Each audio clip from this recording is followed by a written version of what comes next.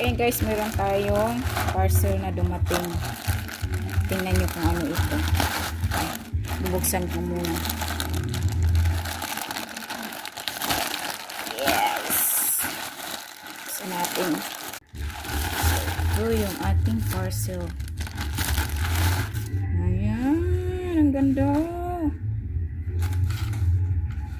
Meron na tayong paligo. So, ganda, cute.